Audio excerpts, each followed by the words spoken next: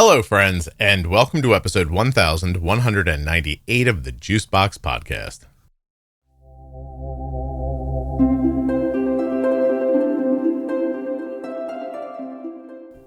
Today, I'll be speaking with 26-year-old Dakota, who has had type 1 diabetes for a little over a year.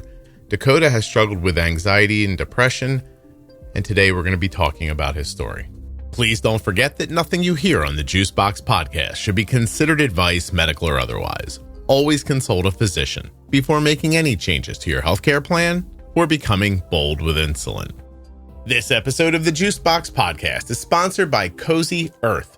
CozyEarth.com. Use the offer code JUICEBOX at checkout to save 40% off of the clothing, towels, sheets, off of everything they have at CozyEarth.com. If you're looking for community around type 1 diabetes, check out the Juicebox Podcast private Facebook group, Juicebox Podcast, Type 1 Diabetes.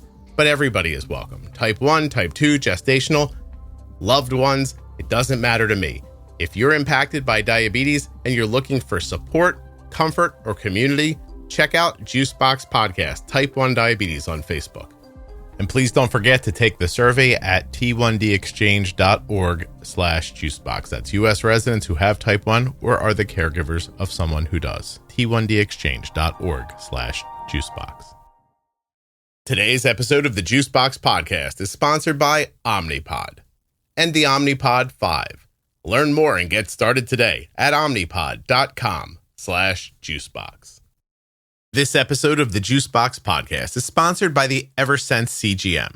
An implantable 6-month sensor is what you get with Eversense, but you get so much more. Exceptional and consistent accuracy over 6 months, and distinct on-body vibe alerts when you're high or low. On-body vibe alerts? You don't even know what that means, do you? EversenseCGM.com/juicebox. Go find out. Hi, my name is Dakota, and I've had type 1 diabetes for almost a year and a half now. How old are you? 26. Let's see. You're 26 now. You've had diabetes for about a year or so. Yep. And is that diagnosis your first, or did something come before that? That was my first diagnosis. Okay. So prior to a year ago, you were not living with any health issues? I mean, I have a history of migraines and some mental health conditions, but other than that, no. How far back do the migraines go? 6th grade. 6th grade. 6th grade. What does that make you, 11-ish? Probably. Yeah, around there. I'm not a math person either. Don't get caught on the details. It's okay. Around 11 years old. Mental health issues like depression, anxiety. I have been in a psychiatric unit for a couple days, and just off and on different kinds of medications since I was about 14. Okay. So around 14, how did it start? Depression, anxiety? Depression. Depression started. Yeah. Any in your family? Dad and sister. Dad. Sister, I believe, has bipolar. Okay. Can you tell me how you're not sure if your sister has bipolar? It was a diagnosis when she was younger. I know she was misdiagnosed at one point. I don't know if it was that or ADHD or what. Mm-hmm. That seems to happen a lot, by the way. Yeah. A lot of people are told they're bipolar, and then they get to a different doctor, a better doctor or something like that. And then they hear, well, no, it's not that. It's more like this. And, I wonder if that's just the medical community's understanding, or if they're changing terms, or I guess I'm never going to, hopefully I'll figure it out one day.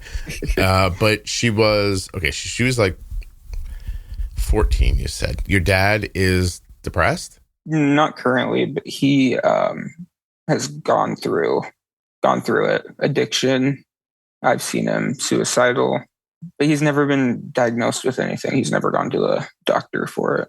Dakota, you've seen your father suicidal. What does that mean? Like him talking to me about how he wanted to take his own life. When you were how old? 16. Oh, that's fun. Yeah. Yeah, geez. So at that point, you had shown signs of depression already by 16. Yeah. Did the anxiety come when your father started talking about taking his own life, or did that come? Yeah, I would I bet. remember. Yep, definitely about around that time. That's when my parents got divorced. Yeah.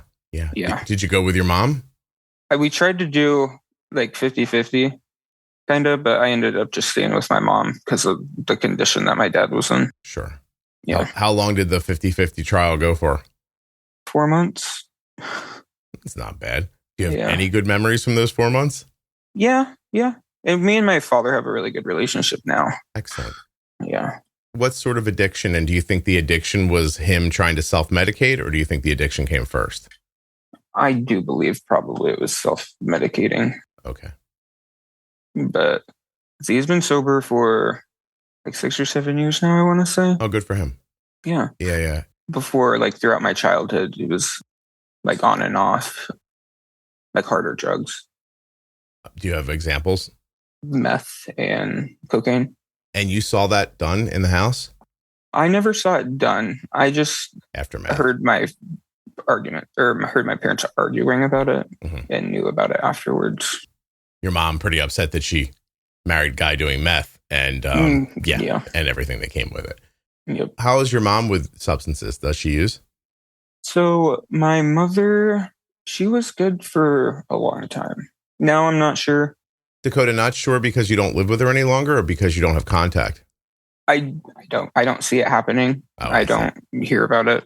But my mother does live with me. Oh. Yeah, she moved in with me a year and a half ago. Oh, right before I got diabetes, she moved in with me.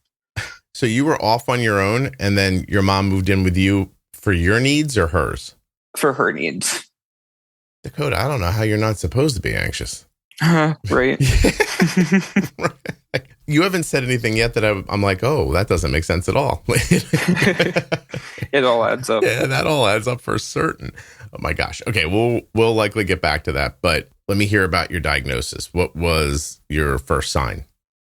I see a lot of people in my private Facebook group talking about their love for Omnipod 5. If you've seen those posts and thought that you wished you could have the same experience with an insulin pump, well, you can. There's no reason to experience FOMO any longer. FOMO, you say, what is that? It's the fear of missing out on Omnipod. If you have FOMO, you may be experiencing symptoms like wishing you could wear outfits without pockets, or dreaming about walking past a doorknob without getting your tubing caught. But don't worry, you don't have to experience FOMO any longer, because you can go to omnipod.com/juicebox and get started right now with the Omnipod 5.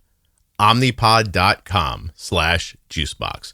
There's no reason for you to fear missing out on anything.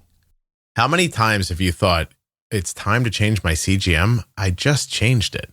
And then you look and realize, my God, it's been 14 days already? A week and a half?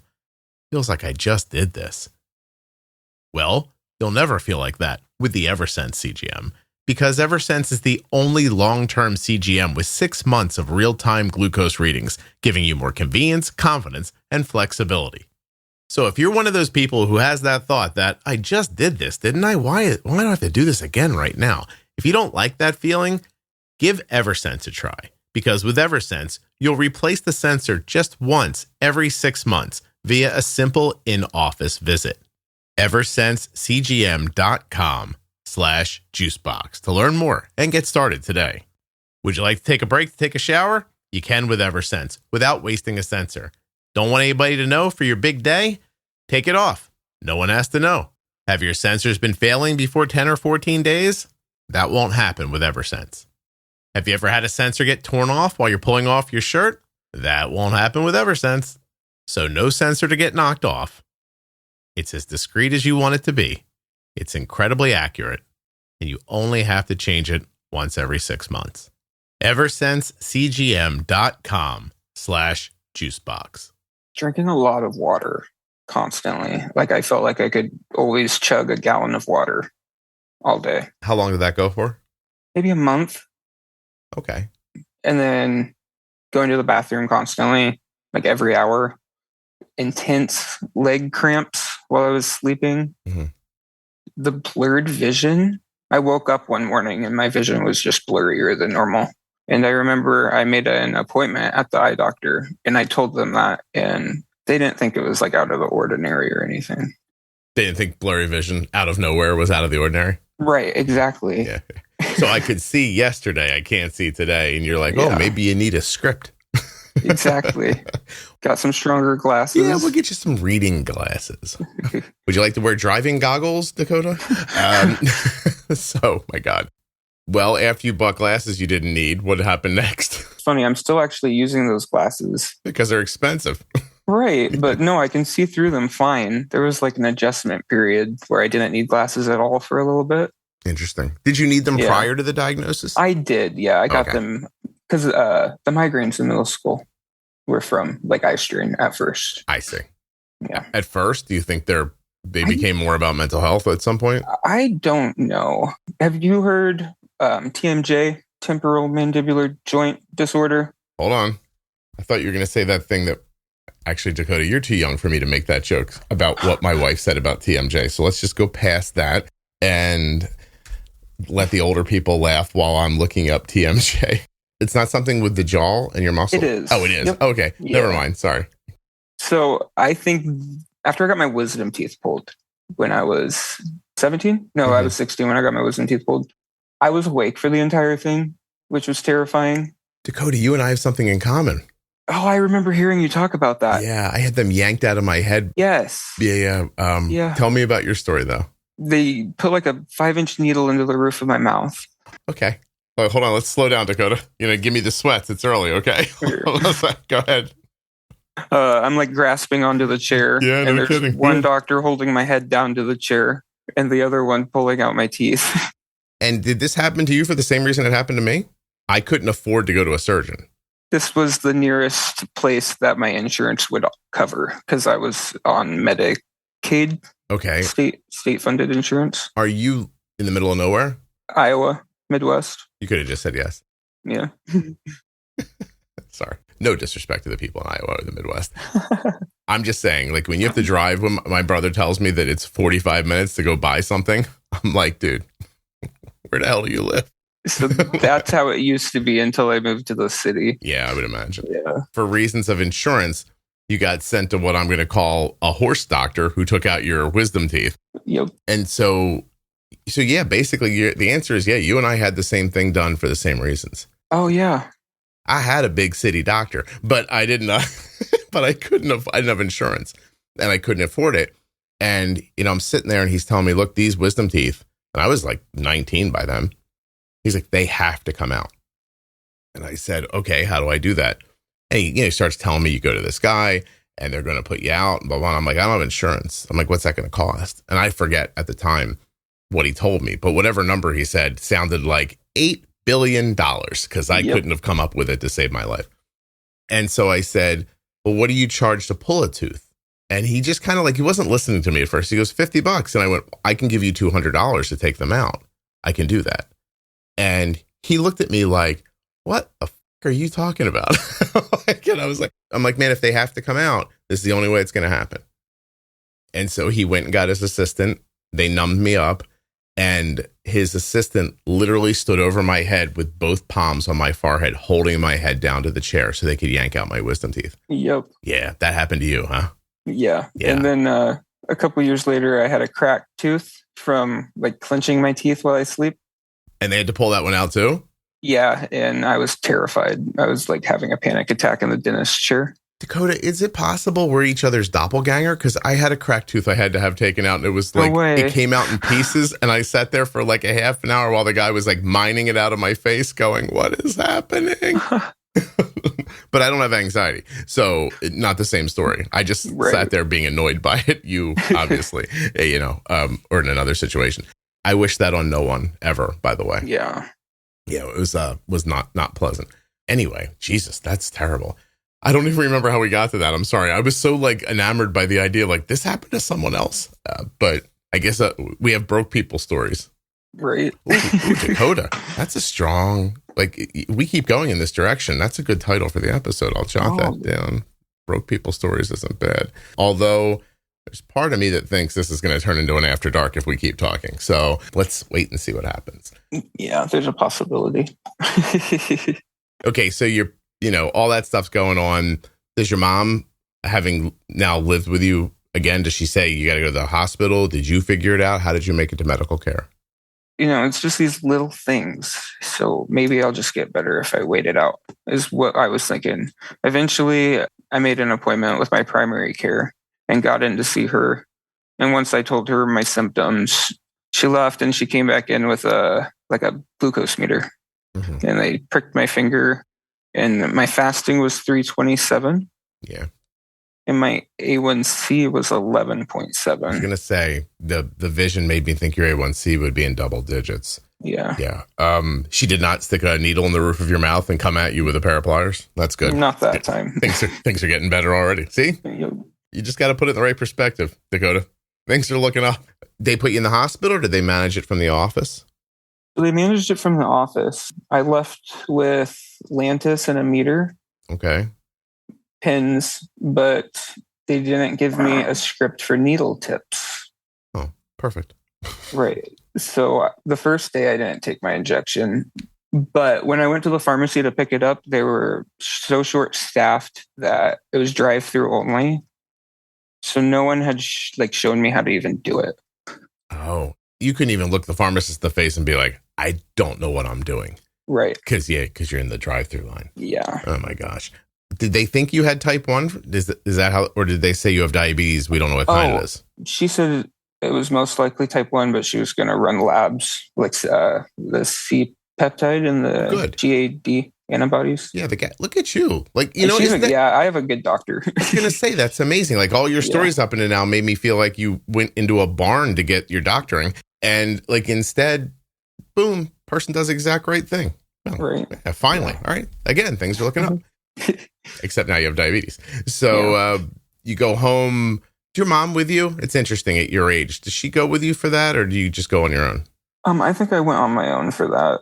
Yeah. Is your mom not the kind of person I'd want in that situation, or just you're an adult and you feel like I'll take care of it? I'm an adult and I can take care of it. Okay, cool. Yeah.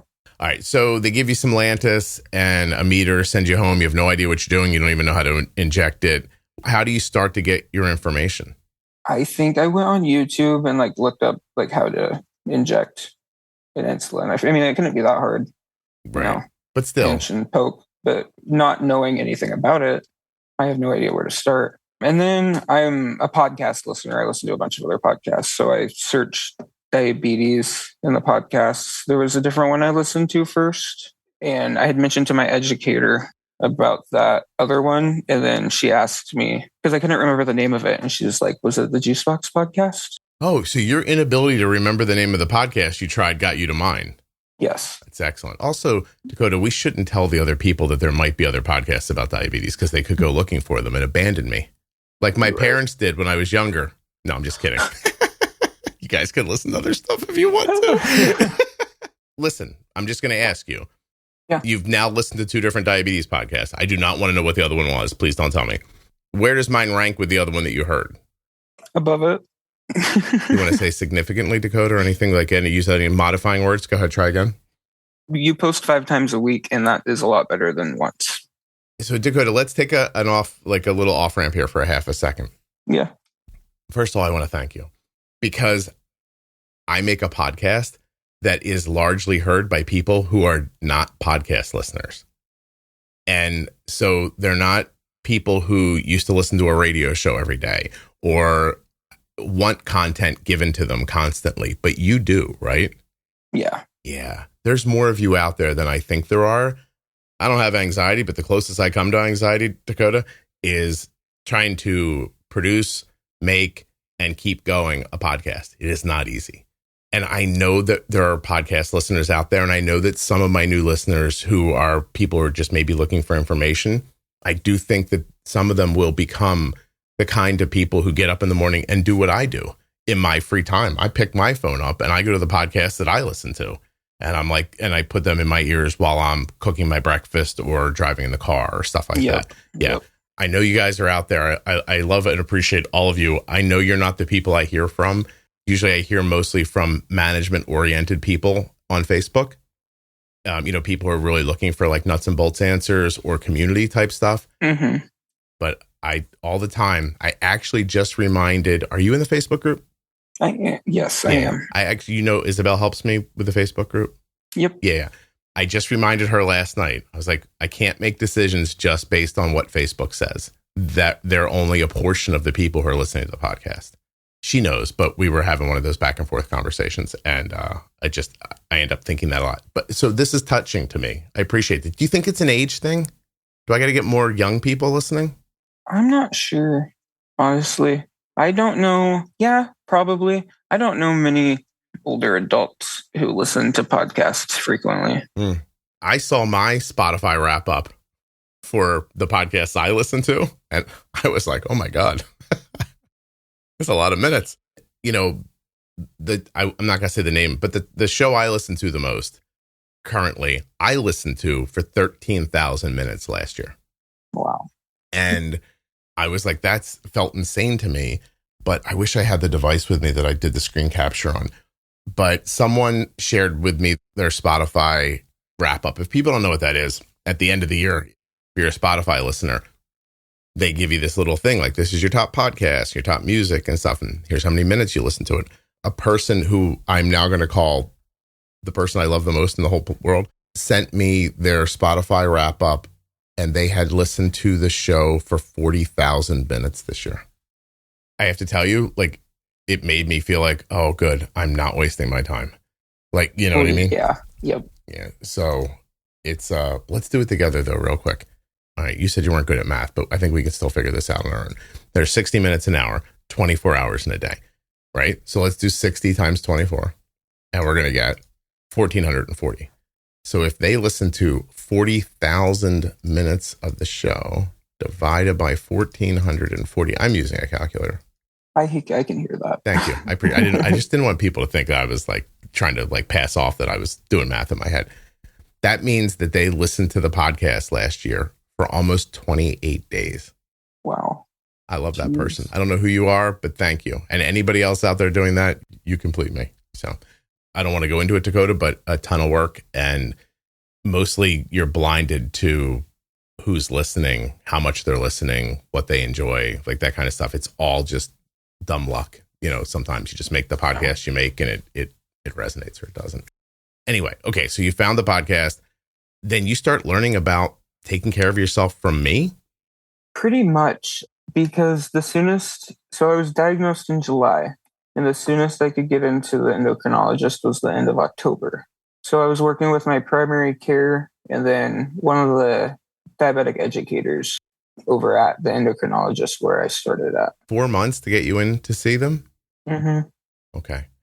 And for those 4 months, it's funny. I was going to make fun of doctors when you said I had to go to YouTube to learn how to inject insulin. I was going to be like, hey, you're sending people out in the world to get their information from God knows where. And then you were like, but I listened to the podcast. I was like, oh, never mind. I won't say that. God knows where. Maybe that's the episode title. So, wow. Do you start with conversations and just pick bits and pieces out of them? Or do you find the pro tip series or something like that? I don't remember if I started on conversation. But eventually I found the bold beginnings. Okay. And then I found the pro tips. Do they work the way I hoped? That bold beginnings feels like a light but not too light overview, and then the pro tip series brings it all together? Yes. Excellent. Good. The defining diabetes thrown in there too. How helpful was that? It explains some of the terminology that's used in the other episodes. Yeah. Which I liked. As a podcast listener and a younger person, Dakota, is the format, like, is the way I set it up, it works? Or did you find it clunky? Did you think, oh, I wish it was more like something or other? Oh, I like the way it's set up. Just like searching for episode topics can be hard. It's like terrible. Searching through the podcast app because the names are not, and there's no description really. So, well, first of all, Dakota, the names are fun. The names are funny. I like the names. Okay. It's my consideration that if every episode was like, in this one, we talk about diabetes, you'd be like, yeah, that's what they're all about, but they're not. And how would I do a description of your episode so far? You know what I mean? It's impossible. Yeah. So, yeah. And let us put the blame firmly where it belongs on the podcast apps that are not set up well. Like, and that's none of them. They're all kind of set up with the idea of podcasts are really just radio shows you don't have to listen to at a certain time, and that you go to the most recent one and that nobody's going to listen back. But that's not true of my podcasts and others, by the way. I'm not the only one who has a deep back catalog of evergreen material that you would find interesting and valuable 2 years after it was out. But the apps are set up for the lifestyle that they think people have, which is just give me the next thing. I'm probably not going to listen to the whole thing. And then it's disposable and it goes away. And that's the problem, is the apps aren't set up for how my audience needs the information, but there's nothing I can do about that. Yeah. Yeah. And it's like Spotify. Can't you create podcast playlists through Spotify? And we have them, but ironically, my show is so overwhelmingly listened to in Apple Podcasts. That's what I use. Yeah, that I just don't have. That's not ironic. A lot of people have iPhones, right? That I don't have as many listeners in Spotify as I do in Apple Podcasts. So so they're all there. Like, there's great, actually, playlists. I think all the series have a playlist in Spotify, but I don't even know. I can look, but I don't know what the breakdown is between Apple and Spotify, but it's a pretty big gap. Actually, though, Dakota, what's happening to me right now? What's up? The man is fucking me. I don't know if you know this phrase, but iOS 17, yep. Yeah, it's going to kill me. So iOS 17 changed the podcast app, and instead of, I think it's defaulting to just downloading the 5 most previous episodes. So, everyone doesn't listen every day. They don't get up every morning and open up the app and go, I wonder what Scott made today. Like, everyone doesn't do that. If they did, I'd get all my downloads on Monday and, like, quite literally, just get one download per person Tuesday, Wednesday, Thursday. But instead, people like open up an app. They go, oh, cool. There's, I'll get these last 4 episodes. Let me download these. Bang, bang, bang. And then I'll listen to them. And while they're listening to them, I put out 4 more episodes. And then they open up the app again, and then now they have to go in and decide, give me this one, give me this one, give me this one, which might sound to you like, oh, that makes sense. But before, it would kind of take like the last 10 and put them in your player for you. And that way they were there for you and available. And from my perspective, that means that every time somebody opened up an app, they would get like 10 episodes. And now they're opening up the app and getting 5. Oh. It's like cut in half. Yeah, my downloads are cut in half.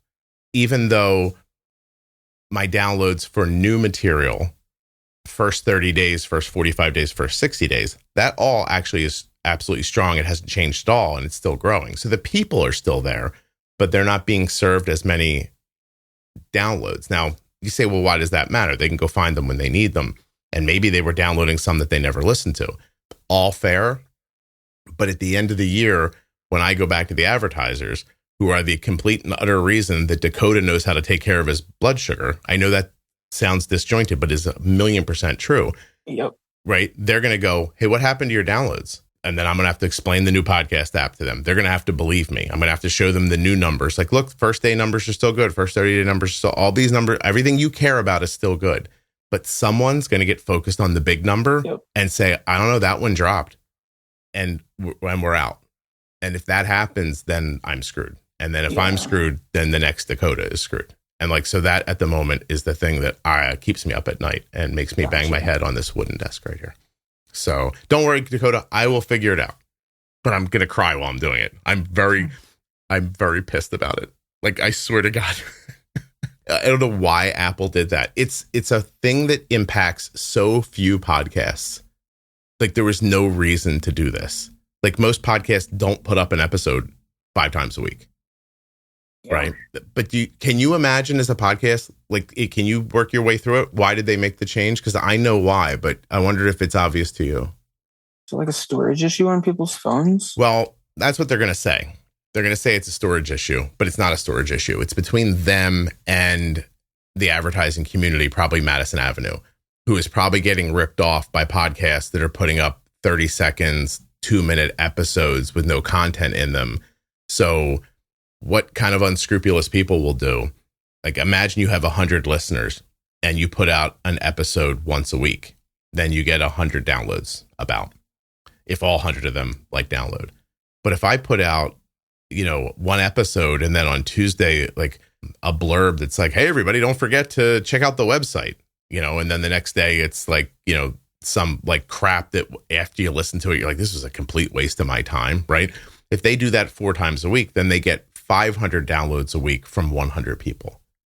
But that content's meaningless. Those other like shorts, right? They don't actually provide content to the listeners. And if there's an ad on it, nobody's hearing it. And so they're ripping off the advertisers by making kind of fake content and then saying, no, I get 500 downloads this week, not 100. So they can charge 5 times as much for their ads. The difference between them and me is that, and this is my humble opinion, you could listen to just one episode this week and throw darts at a wall and choose what day you're going to get a quality episode of this podcast. Yeah. Right. And so I'm not doing that thing that they're guarding against, but I'm getting screwed for it. So like everything else in life, somebody else went out there and shit on the rules and acted in bad faith, and the people who aren't are going to get hurt by it. So anyway, I'll figure it out, but it really makes me mad. Maybe you need to write a strongly worded letter to Tim Cook. Dear Tim Cook, you f***ed me. Is that what you were trying to do? No, I do honestly, like, joking aside, like, I do wish I could explain to them that there's a method to this. Like, I don't expect everyone to listen to 5 episodes a week, 20 episodes a month. I genuinely do not expect that. The reason it's there is because A, if somebody wants to listen to all of them, it's available for them. B, because there's enough of a mixture throughout the week that you can find something that you would enjoy, right? And C, it keeps you in the ecosystem. And I know that we think of that sometimes as like a bad thing, like advertisers are trying to keep you in their app or something like that. Yes, but not for the reasons you think. I'm trying to keep you here so that you keep listening to episodes, so you keep learning something, so that your A1C and your time and range keep getting better, so that your life is better, so that your health is better. And that so that I can keep making the podcast for the next kid named Dakota who gets diabetes out of nowhere when he's 25. Or somebody's kid who's 2, or a 60-year-old lady who's like, I got diabetes? Like, what the hell? I've been alive all this time. Yeah. I haven't said it like this in a while, Dakota, but if you're not involved in making content on the internet, here's what it's like. It's like taking a stone and just setting it down in front of you, and it's freezing cold. And you hold a lighter to the stone. And you hold it and hold it and hold it and hold it. And eventually, very slowly, the stone warms up, right? The minute you take the flame off the stone, it's ice cold again. And that's making content on the internet. It takes forever to get warm. And once you're warm, if you look away for 5 seconds, you're a cold stone. And it's almost impossible to heat it back up. So, people not in my position wouldn't know this, but making a diabetes podcast that's popular for 9 years is the hardest thing I've ever done in my life. It is not easy to accomplish, and it is not easy to maintain. And one of the ways I maintain it is by growing the show, growing the downloads, selling those downloads for advertising so that I can afford to come in here every day, sit down, probably get coronary artery disease from not moving around so much, and making all this content to help people with diabetes. Now, if somebody were to whisk in here one day and be like, Scott, here's an amount of money that would keep you going for 5 years. Just make the podcast for people. At the end of the year, I'd tell all my advertisers, hey, guess what? I don't do advertising anymore. And sorry, good luck. So that's the situation that arises from all this. But I'm sorry, it has nothing to do with your diabetes. Hopefully people found it interesting. But I want to get kind of back into your stuff here. So Picking through your mental health, I've mentioned the anxiety and the depression, but in your note, I have suicidal ideation, but I haven't heard that from you yet. Back in 2018, December, I was just in a really rough place, stressed out about a lot of different things, didn't know what to do. I didn't know who I could turn to, so I took myself to the emergency room one day after work and told them how I was feeling. And they got a telehealth psychologist or psychiatrist on the phone to do like my emergency room eval for that thing. How was it that you were feeling? I didn't want to be alive anymore. Didn't want to wake up. I was crying all the time. Yeah. What kind of work were you doing at that point? I was a cook at a nursing home. Okay. And you went to high school? Did you finish high school? I did, yep. Okay. And I have a associate's degree in graphic design. Oh, you went off to college to try to learn a thing, and turns out they don't have computers in Iowa, so you can't do graphic design there. That's exactly. probably that was probably the problem. And you probably have a lot of similar problems as Canadians, but I don't want to get into that right now. So you end up with a job that not very fulfilling, I guess. Yeah, it could be more fulfilling, but making connections with the residents there is a good part of it. Yeah, definitely. So you know enough that you need help, but you don't feel like there's anyone in your life to ask. I mean, so I don't want to be a burden. Oh, you think there are people in your life you could have asked? Yes. Oh, okay. There's a few people I could have turned to. But instead of feeling like you were going to burden them, you went and like did something about it. So, yeah. I mean, do you look back on it now and think if I really wanted to die, I wouldn't have gone and told somebody? I'm not sure. I look back at it as a very positive experience. I was only there for 3 days in the psychiatric unit, but those 3 days I learned a lot. They got me on an antipsychotic while I was there, which actually I want to talk about a little bit. Please. It's called olanzapine. The name brand is Zyprexa. But at the time they told me, could mess with your cholesterol a little bit. You'll have to get regular blood work done. I was like, okay. I didn't know much else about the side effects. I don't know, maybe 9 months ago, I was reading up about it, and it causes weight gain due to raising blood glucose.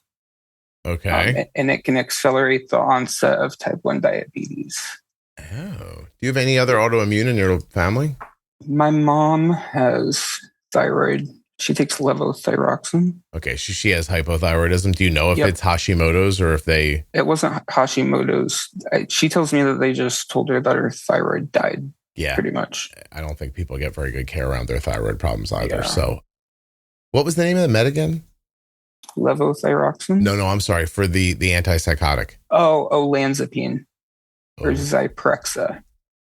Olanzapine is used to treat the symptoms of schizophrenia, a mental illness that can cause disturbed or unusual thinking, loss of interest in life, or strong inappropriate emotions in adults and teenagers 13 years and older.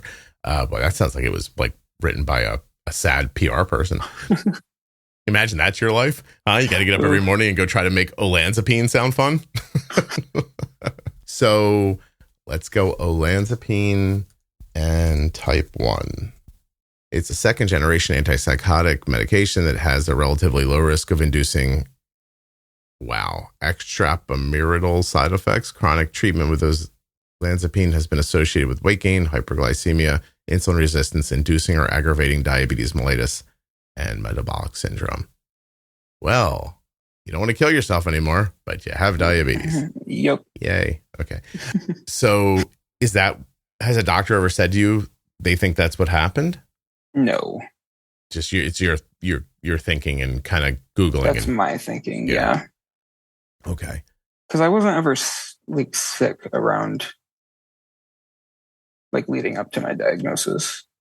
No other. I mean, maybe you just had is it possible you had the markers and this moved things along? That's what I'm thinking. Yeah. Yeah. That makes the most sense to me. I always just want to make sure people don't think that diabetes magically appears. Like you likely had, they wave a wand and bam. Yeah. Karma, by the way, comes around. By the way, if karma's in charge of giving away things, you did not need diabetes. You had already got your taken stuff. Anything else but that. Yeah. I also don't know how how a 14-year-old deserves bad karma. So, or 11-year-old. So, okay. So, Jesus, are you still on that medication? So I was off of it for a little bit, but I'm back on it now. I'm on the lowest dose that you can be on. What's it do for you? Oh my gosh. Sorry. What happened? My music app popped up and it started playing music in my ear. If something pops up, I want it to be my podcast, not the music app. What are we doing? Let's go. Sorry, what was your question before that? What does the medication do for you? I feel like other medication, like regular antidepressants, weren't working. So they got me on that. It levels me out, I'd say. Okay, I found this on the web. Now Siri's talking to me. Jeez. Don't worry about it. It happens to me while I'm making the podcast sometimes too. I wonder what you said. It levels me out? Yeah. That's interesting. It levels you out, meaning? Like I don't get as angry, or I'm not as irritable. Okay. But I'm also on 2 antidepressants and anti-anxiety med. Dakota, has anybody checked your thyroid? So I have had it checked like every time I go to the doctor for labs, they run it just because of my mom and now my diabetes. Mm-hmm. My last value, it was under 2, but in the past, it has been like between 3 and 4 before. It's popped up and jumped around a little bit. Yeah. You know, I mean, listen, I'm not trying to say that a thyroid condition gives you like some of the things that you're dealing with, but it is attached to anxiety, depression, like that kind of stuff. Like if your thyroid's bouncing around, it would make sense that it's impacting you at least. I'm not saying it's the root cause, but it would make things worse at times. Yeah. You know, so keep on top of that, please. Yeah, definitely. Okay, good. When's the last time you thought I don't want to be here anymore? Shortly after I got diagnosed, probably. Okay. Were you on the med at that point? I was, yes. Yeah, and it didn't get rid of that thought? No. Okay. But I started going back to therapy more regularly. Good. And that helped a lot. Yeah. It's just talk therapy, right? You're not seeing a psychiatrist? Just talk therapy and EMDR. How do you find that? I like that, actually. And we've done it through telehealth before. Okay.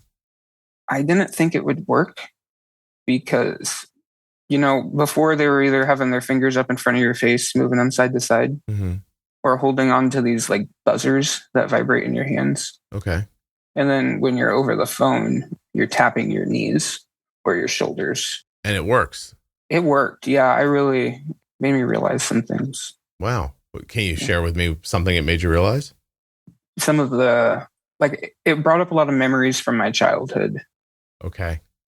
And a lot of those memories kind of explained why I feel the way I do, like nowadays. I remember when I was in middle school, I couldn't get a hold of my mom one day. Like I was texting her. So my mind instantly went to, oh no, the house is on fire and she's trapped inside. That's a leap. Yeah. Yeah. Like I didn't realize I had anxiety as a child, but looking back at it after doing the EMDR, yeah. No kidding. Yeah. Yeah, well, obviously, because that's such a, it's such an odd leap to make. Like most people wouldn't think like, oh, it's probably because my house is on fire that my mom's not. I mean, you might think like, oh, maybe she doesn't have her phone with her. Right. Exactly. Yeah. Right. Oh, that's interesting. Now, when you have that realization through the process, does it help you, or is it just a question answered? It's a question answered, but it kind of takes a little bit of weight off of my shoulders at the same time. Do you date, Dakota? No, I'm not currently dating. Is that lack of interest or lack of opportunity? Lack of interest. Okay. So there's people out there, but you're not up for it right now. Right. Do you not want to be a burden to them? I don't like people, I'd say. All of them? I don't know. You like me? Yeah, you're fun to listen to. I like you. You're a good guy. But if we hung out, you'd get sick of me pretty quick, you think? My wife says that's what happens, by the way. I'm not sure. Other people seem to like me just fine. I actually have a text here from one of my daughter's friends. It says, "You're the best person I know." I'm going to have it framed. Put it on the fridge. Yeah, put it on the fridge. I'm going to hang it around my wife's neck on a chain. What do you think of that? I'm sure she'll be able to take it off if she wants to, but okay, you don't like people. I hear people say that sometimes. What does that mean? large crowds, social anxiety. So large crowds, strangers, small talk, those kinds of things I don't like. So that makes me not want to interact with people as much. Are you having trouble doing this with me right now? No. No. So it's hard to tell the difference between too much caffeine, anxiety, and a low blood sugar for me. Too much caffeine, anxiety, and a low blood sugar. Because they all kind of make me shaky. They make you shaky. Yeah. Anxiety, like, physically moves you. Yes. So when the shake comes, how do you discern what to do first? First, I check my blood sugar. If it's like not low, I'll check my graph and see if I dropped fast. Because that'll happen like after I wake up and get in the shower. Sometimes I'll drop fast after my shower. Right. You think that's because you relax in the shower? Honestly, I thought it was because of the hot water. You know, exercise can like increase insulin sensitivity. But originally it was because when I was taking my Lantus before I'd get in the shower, and I think it would peak too quick. Now I'm on Omnipod 5 and Dexcom G6. Nice. So that doesn't happen as often. Good. But so after I check my blood sugar, then I'm like, did I have caffeine on an empty stomach? Which that's my issue right now. I'm drinking a cup of coffee for breakfast. Are you a little shaky right now? Yeah. Okay. Well, the first thing I would say is try to wrap your head around the idea that maybe you're just relaxing in the shower. And that if your anxiety goes away, maybe you're using a lot of insulin to combat the anxiety. Huh. Right. And so if you've got this active insulin going because you're always anxious, and then plus you have diabetes. So you have diabetes, you're anxious, whatever. And that's all happening. And then you get in that shower and just chill out a little bit. And then maybe that anxiety lifts a little and you drop. It's a possibility that that's what happens. Huh. I never considered that. Yeah, I know. You got to listen to more of the podcast and that would have come up then. By the way, I want to I'm not trying to give you things to do. Like the last thing I need is for me to be part of your anxiety. Like I don't want to be, that's not what I want to be for you. But yeah, I mean, it's a consideration. Like honestly, like maybe you just, that hot water hits you and the world goes away a little bit. Maybe you like the sound of the waterfall. Like who knows? You know what I mean? Yeah. So, okay. Well, that's interesting. And how long you got to Omnipod 5 and G6 pretty quickly? How long until you got a CGM? I imagine that came first. Yeah. So first I got the Libre 2, like trial through my educator. Got one. It worked good. I didn't like scanning it with my phone. Yeah, it's a bummer. And then they gave me another one and it failed like right after I put it on. So then we tried Dexcom and I knew I wanted to be on a pump eventually. So I just went with Dexcom from that point. Okay. Because the integration. Right. Yeah. And then I got on Omnipod 5 in about 6 months after I was diagnosed. Is that suggested to you or was that a thing you sought after? That was the thing I sought after because of the podcast. Oh, cool. Great. Omnipod.com/juicebox. There you go. Dakota, keep going. You should have just slipped right into that. Well, you don't get credit when you order through the doctor like that. I know. Yeah. Trust me, advertisers, they know the situation. They understand that I'm, we're pushing links, but that mostly whatever the podcast, my guess is that a significant part of what the podcast drives through advertising is not directly attributed to me. So you count on having partners who understand the umbrella effect of the podcast and give you credit for it, which everyone I work with is very, I think they all understand the impact of the podcast. So, I don't have a lot of trouble with that, but it does suck because, when it comes down to like, brass tacks, everybody points to numbers and goes, I don't know, Right. I'm not complaining. The advertisers, I'm being genuine. The advertisers are terrific. They're the reason that the podcast exists. I said it earlier. I absolutely mean it. It's the reason why when you looked for it, it was there. It's why your diabetes educator knew about it. This is not a thing. I don't know what people expect, even at 5 episodes a week. And I don't want to act like I'm complaining because I'm certainly not. This is not just my job. It's like a large portion of my life. Like last night, I stopped working at like 9:30. And that was because Arden's like, hey, do you want to watch Only Murders in the Building with me? And I was like, yeah, cool, let's do that. I recorded twice yesterday. I did editing. I banged my head right here on the desk for an hour thinking about my Apple podcast problem. I made content.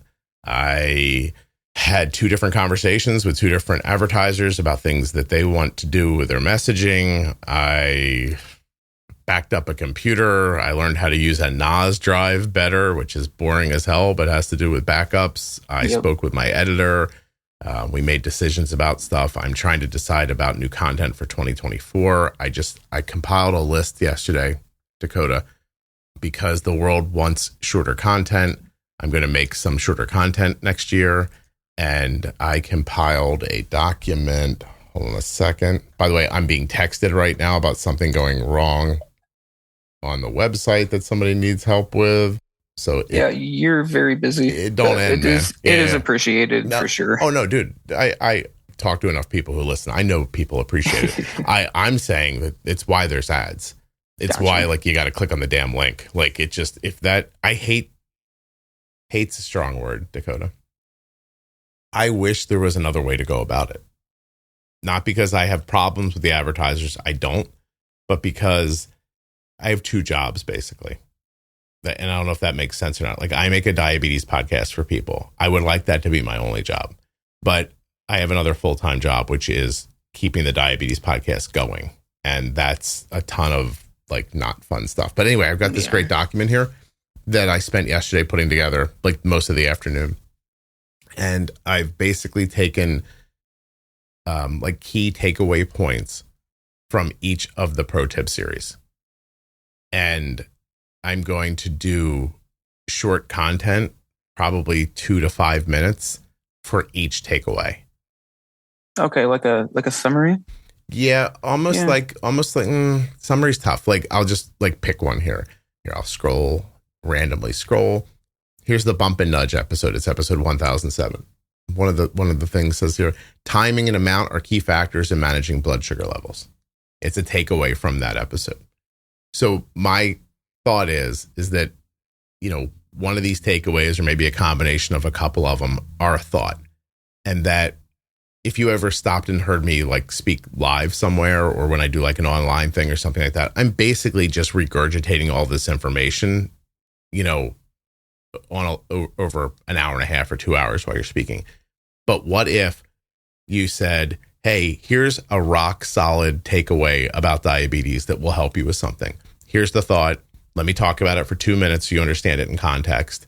And if you want to learn more, go back to episode 1007 and then bang, you're in and out. And what if that went up every day and acted as a reminder for people about a little thing they could do that would help themselves?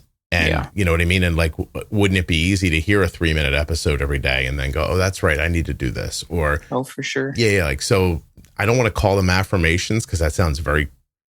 That was what was popping through my head. Yeah. It sounds crunchy. So I won't say that when I find a way to name it. But I do think there's a ton of value for people there. And so what I did was I looked for ways to find what people want with content. Some people want short, fast, but not just a throwaway thing that makes a download, but actually gives you like actual, like usable information and value. So now after I put in however many dozens of hours into making the first 20 of these or so, I'll be able to put them out and see if there's something that people like there. And if it catches on, then I'll just keep making them. That would be a job in and of itself. Oh, for sure. Yeah. No, but I like that idea. Thank you. Well, I'm glad. That's why I ran it past you, because I'm like, you're like an actual podcast person. You might like have some like if you went, that's a bad idea, Scott, I'd be like, that was my best idea.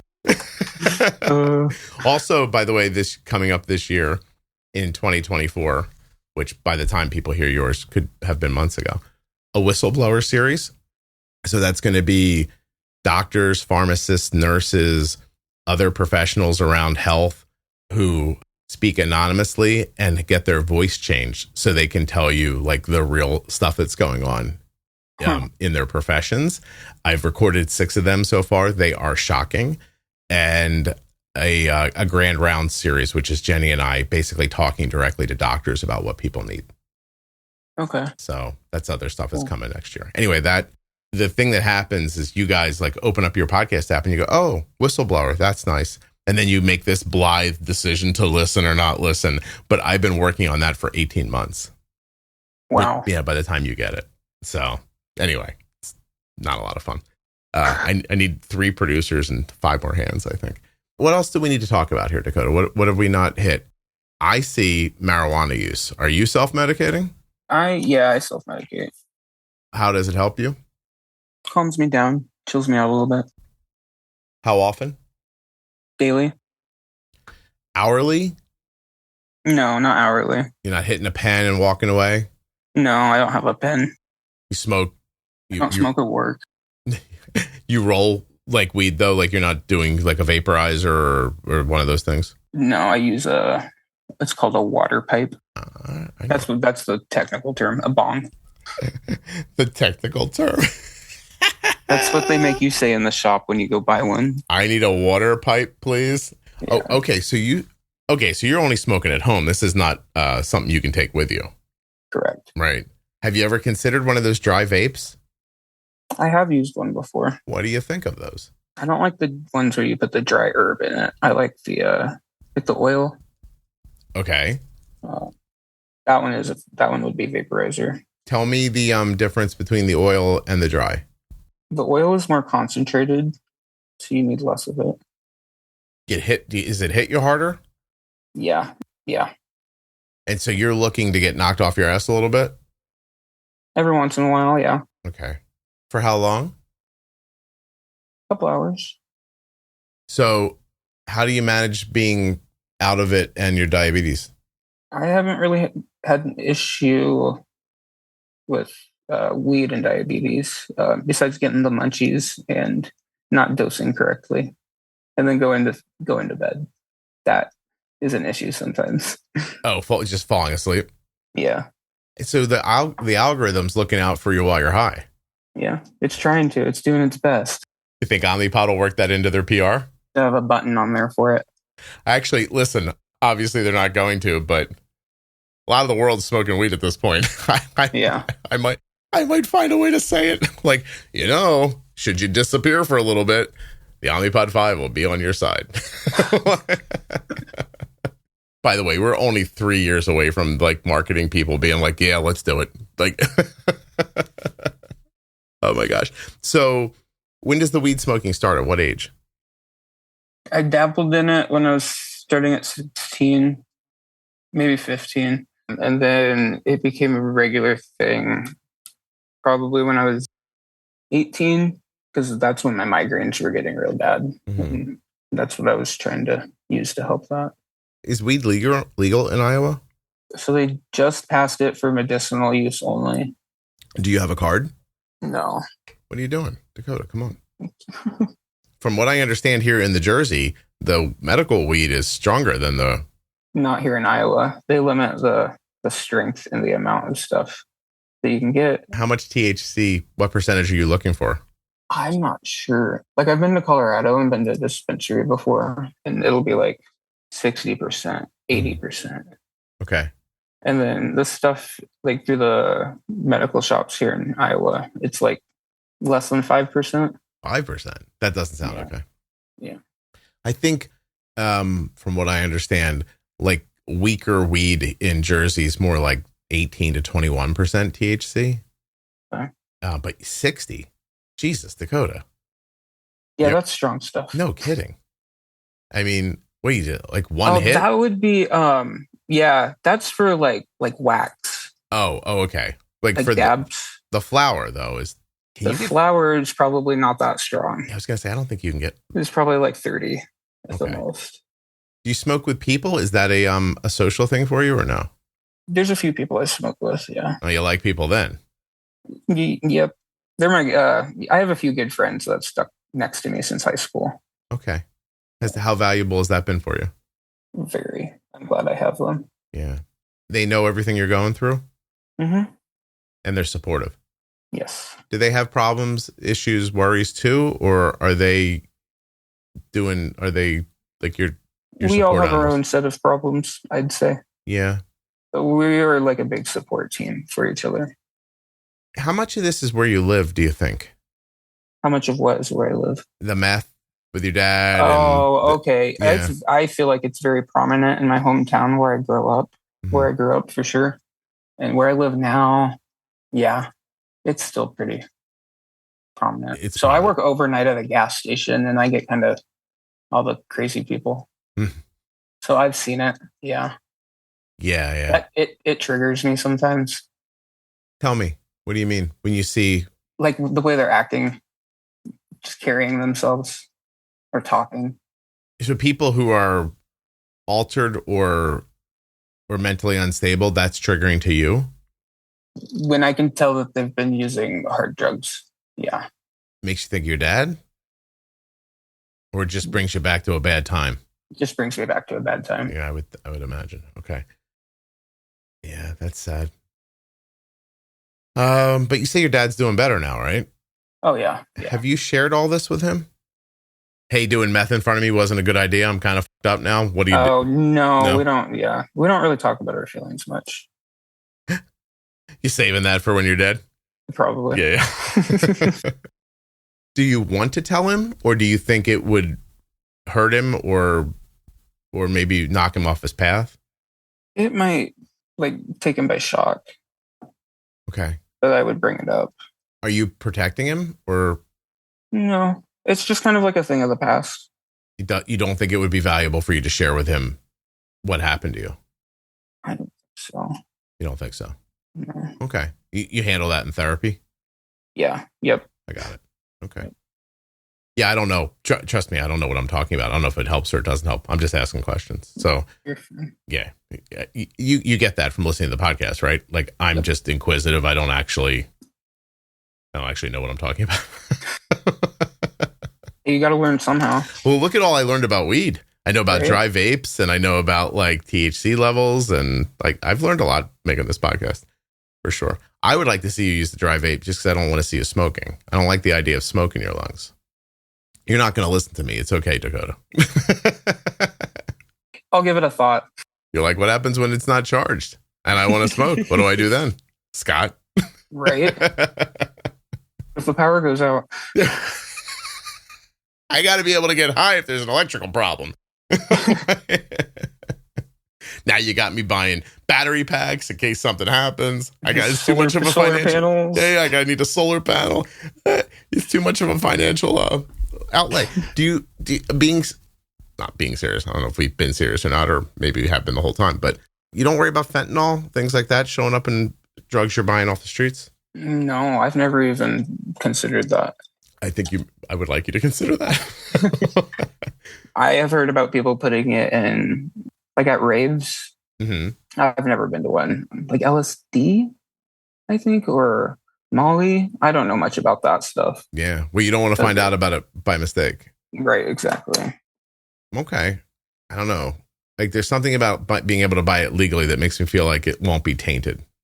And then I think if you were my kid, I'd be like, please buy it legally so that you don't have to. Like, I don't. If I could, I would if I.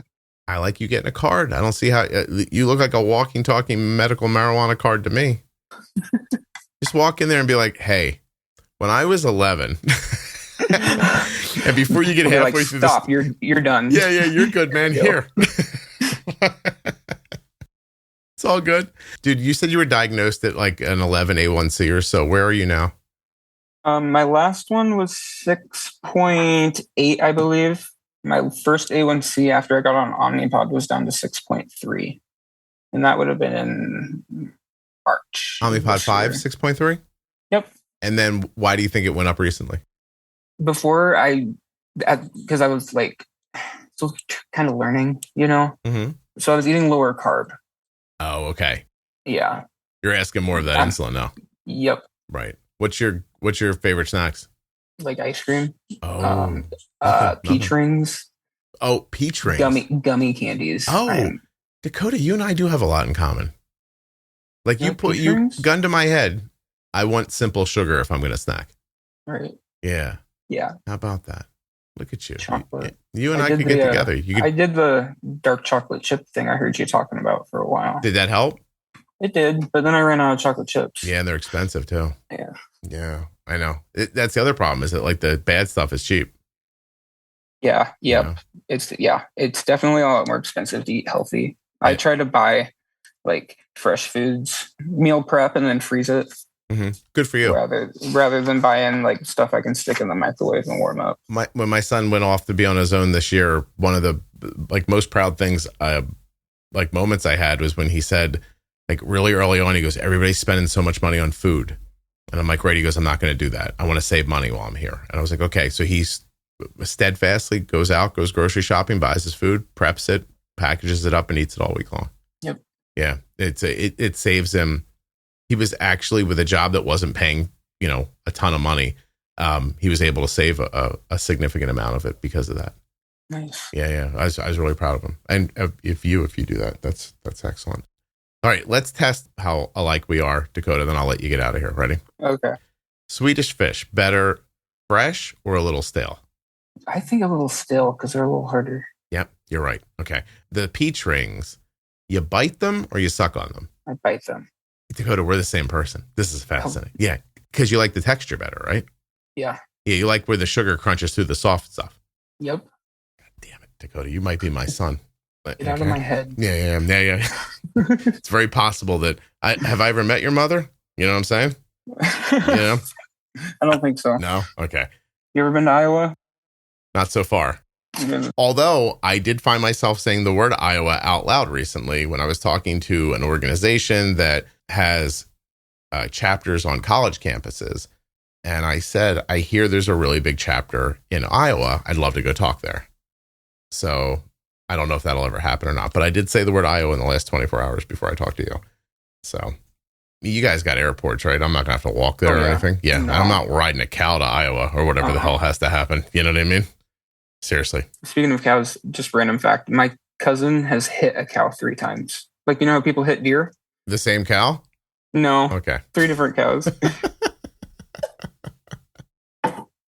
How does a car... Well, I have a lot of questions now. I'm going to let you go. How does a car hold up striking a cow? How does the cow hold up?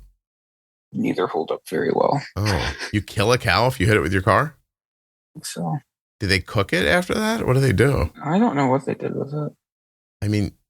Maybe the farmer, it'd be property of whoever owns the cow. You'd butcher it, right?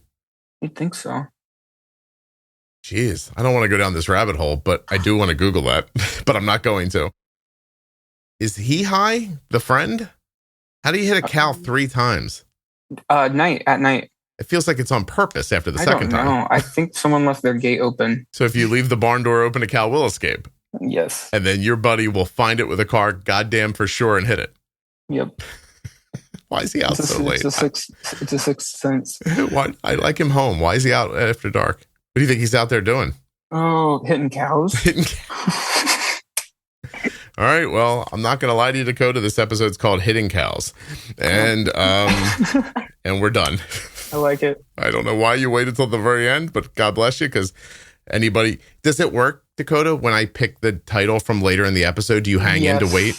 I do. Yep. And I'm like paying attention the entire time, waiting for it. It is my marketing genius of all marketing genius things.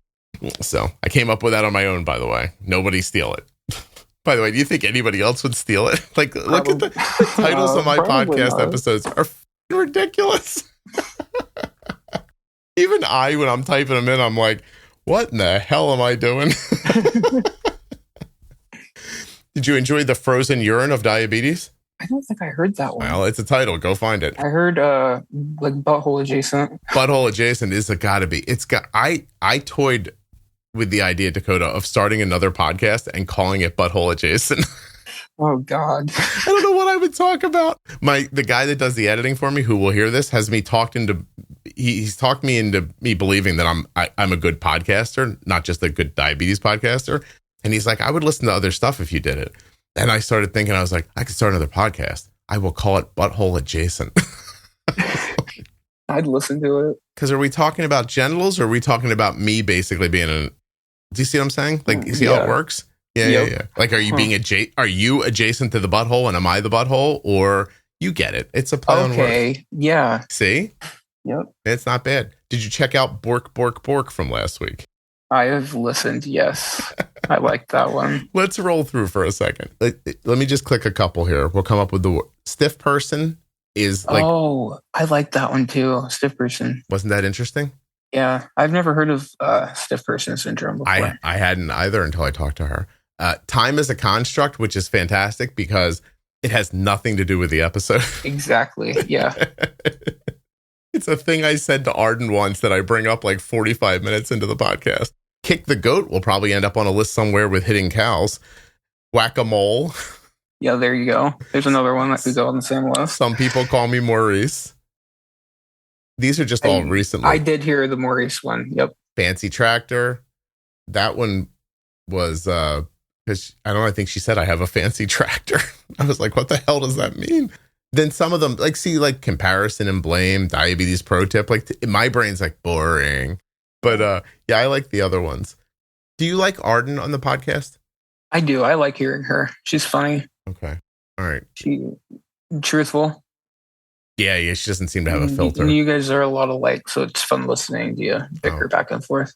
Yeah, I appreciate that. Okay. By the way, "Nice Day for a Mo" is a line from a Steve Martin movie from the 80s.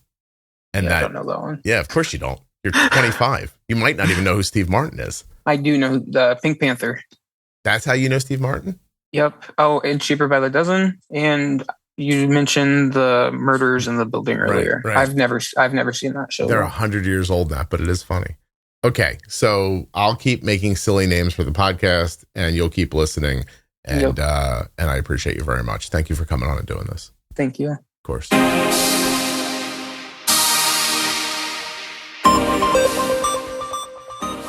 A huge thanks to Omnipod. Not just my longest sponsor, but my first one. Omnipod.com/juicebox. If you love the podcast and you love tubeless insulin pumps, this link is for you. Omnipod.com/juicebox. I want to thank the Eversense CGM for sponsoring this episode of the Juicebox Podcast and invite you to go to eversensecgm.com/juicebox to learn more about this terrific device. You can head over now and just absorb everything that the website has to offer, and that way you'll know if Eversense feels right for you. eversensecgm.com/juicebox. A diabetes diagnosis comes with a lot of new terms, and you're not going to understand most of them. That's why we made Defining Diabetes. Go to juiceboxpodcast.com, up into the menu, and click on Defining Diabetes to find the series that will tell you what all of those words mean. Short, fun, and informative, that's Defining Diabetes. Thank you so much for listening. I'll be back soon with another episode of the Juicebox Podcast. The episode you just heard was professionally edited by Wrong Way Recording. WrongWayRecording.com.